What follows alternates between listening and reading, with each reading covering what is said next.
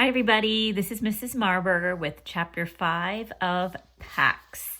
At the end of Chapter 4, Peter was hiding in the dugout on a baseball diamond so he wouldn't get found by anyone, by the police in particular. So Chapter 5 is going to go back and it's going to be from Pax's point of view. This is my territory. Pax was so startled that he nearly toppled from the oak trunk that he had been drowsing on. All day he'd been keeping watch and seen nothing larger than a grasshopper. And now here was a bright furred vixen. He had never seen another fox before, but he knew. Younger and smaller and a female, but fox. Instinct told him also that the way she held her ears and tail erect meant she expected his submission. I hunt here. Pax felt an urge to run back to his crude nest and press himself into the remaining stalks as if retreating to his pen, but he resisted. What if his boy came back and he wasn't here? He flattened his ears to show that he meant no threat, but that he would not leave. The vixen paced over, and Pax drew in her scent, as familiar as his own, but also exotic. She sniffed and bristled in distrust as the human scent on him.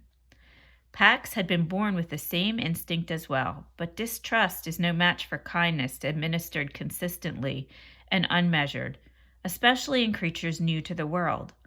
Pax had only been 16 days old when Peter had rescued him, a fatherless, motherless curl of charcoal fur, his eyes barely open, and it wasn't long before he had come to trust the quiet, gangly boy who had brought him home. The vixen poked her pointed snout in to sniff him more closely and bristled again. The scent is my boy's. Have you seen him? Pax shared the most important features of his human. The naked round ears, the towering legs so improbably long that Pax always feared that he would topple over when he ran. The black curled hair that grew in different lengths and then became short again. No humans are here, but they are approaching. Just then, Bristle's hair rose, as if jerked on an unseen wire. Her ears pricked, trained on a slight rustling in a nearby tuft of broom sedge. Her rear began to twitch, gathering energy, and she sprang high and then, paws tight over her black nose, dived into the grass with a flash of white tipped tail. Pax sat up, alert, and in seconds, Bristle's head reappeared, and in her jaws was a wood rat. She leaped clear off the grass, bit through the rat's neck, and then dropped it to the ground. Orphaned before he had been weaned, Pax had never eaten raw prey. His hunger rose at the blood scent, and so did his curiosity. He took a cautious step closer. Bristle growled, and Pax retreated to watch from a safe distance. He grew hungrier as she crunched bites. He thought of the brimming comfort of his kibble bowl, the pleasure of Peter's hand-fed treats, and the ultimate reward, peanut butter. He needed to find his boy. His boy would feed him. Before he could ask about the approaching humans, Bristle picked up what remained of the rat, a single hind leg with its long tail, and stalked off with it, dangling it from her jaw. Pax watched as she wove her way between the grass tufts, becoming only flashes of flame and white. Leaving, he was swept by the memory of his human's car roaring away in its stinging spray of gravel. Just before she slipped into a fringe of ferns at the wood's edge, she paused to glance at him over her shoulder, and at that moment a sharp snap from the fallen oak startled her. It was followed by a red streak of fur that hurtled from the dry foliage, flew over the weeds, and landed on her back. Pax flattened himself. He could hear the vixen's yips as she scuffled with her attacker, but they sounded more irritated than afraid. He poked his head up. Bristle pounced on a ball of fur and bit it hard, and to Pax's surprise, a smaller, skinnier version of herself unfurled at her paws. I want to make sure you understand, Bristle is the name of the female fox that Pax is talking about. He's named her Bristle. Pax was stunned. Never had he suspected that foxes might soar like birds, whose swooping arcs were not like any movement he himself could achieve. The little fox flipped to his back and gave his belly in submission, But this seemed only to make Bristle angrier, her chattering now punctuated by jabs and nips. Pax bounded over, overcome by curiosity. The skinny fox, startled at unfamiliar human scent, looked over Bristle's shoulder. His eyes widened when he spied Pax, and he scrambled to his paws. "Friendly," he announced to Pax. "Brother, but not litter mate of Vixen. Play." So the skinnier fox that pounced on top of Bristle, it was Bristle's brother. So they were just playing. At first I thought he was attacking her, like in a mean way, and she was in trouble, but that's not the case. Bristle bared her teeth and snarled at her brother. "Dangerous, stay away." Pax ignored Bristle's warning posture and met the greeting. "Friendly, you flew. Bird?" The little fox bounded back to the fallen oak, then sprang onto its trunk. One fork of the dead tree angled up. The small fox walked lightly along its length. He looked down to make sure Pax was watching. Pax dropped and tucked his paws under his chest, but it was hard to keep from leaping onto the tree to try it himself. He had climbed the walls of his pen, of course, but he had never been higher than 6 feet. His brush twitched. The vixen stalked a few steps away and then dropped to the ground. She rolled to her side to gaze directly up at her brother. Her love for him was obvious now. "He was the runt. He's small, but he's tough. I don't want him with me when I hunt. He follows me everywhere." She tossed her head and growled at Pax, as though blaming him for her brother's play. The runty little fox stepped out along the branch, tail poised for balance, and then coiled himself and leaped out over the heads of the earthbound foxes. He landed in a clump of burdock beside the road and then burst out covered in burrs.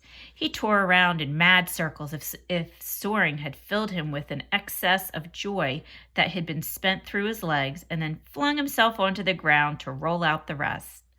His sister pounced on him, too close to the road. While she pulled the burrs from his coat, she scolded him for the recklessness of his flight. But Pax marveled at it. A good 5 full bounds he had traveled without touching paws to the ground. He would try the feat himself one day. When Runt managed to get to his feet, he lowered his head and nuzzled his sister. She knocked him back to the ground, only mock rough this time, and then sat on him, pinning him down. He struggled a little bit, but never really tried to upset her, and he protested only meekly when she began to groom him. So she's kind of being his, like a mother-like figure, right, to her little runty brother. Pax settled himself a respectful distance away. After a while, her brother now properly subdued and her irritation spent, Bristle retrieved the morsel of rat and dropped it in front of him. She lay down and began to lick her paws, then to clean her face with them. Pax edged closer, so low that his belly brushed the ground. The company of these 2 young foxes drew him, whether he was welcome or not. Bristle stretched out in a patch of slanting sunlight. Her damp cheeks glistened like the pumpkin-colored wood of the table where Pax's humans ate their food, brilliant against the white of her sleek throat.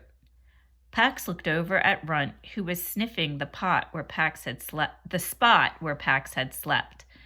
His coat markings were identical, but not as vibrant. His fur was sparse and tufty in places, and his hip bones protruded at sharp angles. He reared back suddenly and pounced in mock attack. A mock attack would be like a fake attack. He's like a play attack. He's trying to play. Pax watched as Runt tossed the toy soldier into the air and then pinned it down over and over. He had done the same thing as a kit. He trotted over and joined the game, and Runt welcomed him as though they had played together since birth. Bristle got to her feet. "Bring it here." Her brother ignored her for a moment, and then, as if he had just been judging the limits of his sister's patience, he loped over and dropped the toy at her paws. Bristle issued a throaty rattle at the soldier. "Human, leave it. Home, now," she ordered her brother. Runt leaned into Pax and braced his forelegs. Bristle sprang back to nip at her brother. He stinks of humans, remember? Pax was startled by the image she communicated to her brother then. A cold, howling wind, a mated pair of foxes, struggling with something that reminded Pax of his pen. Steel, but with jaws and clamps instead of bars. The steel jaws and the snowy ground were smeared with blood. Bristle tipped her head to assess the sky and sniffed the breeze, which carried the threat of thunderstorms from the south. Home. Runt lowered his tail and began to follow his sister, but then he turned back to Pax, inviting him to come along as well. Pax hesitated. He didn't want to leave the spot his humans would return to, but dark clouds were rolling in, and just then thunder boomed in the distance. He knew his boy would not venture out during a storm. He didn't want to think of getting drenched by the side of the road, alone.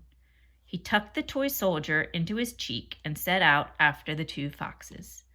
Bristle turned when she sensed his presence. One night only, human stinker. Pax agreed he would follow his scent back to the road after the storm. His humans would come for him then, and once he found his boy, he would never leave his side.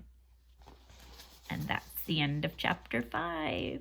So this chapter was pretty exciting because I'm kind of happy Pax is no longer alone. He has these two other foxes that he's going to spend the night with. Although Bristle, the female, the older, is not thrilled that he's coming. She is letting him come. And then the smaller one, Runt, who they're calling Runt, it's Bristle's little brother, is all about it. He's excited. He's like, yeah, man, come on, join us. Come on home with us. We can play, right? And it was a hard decision for Pax, but he figured he'll go spend the night there since it's going to rain, and then he'll go back the next day and wait for his human. So, okay, that was the end of chapter 5. I hope you enjoyed it. Tomorrow will be chapter 6.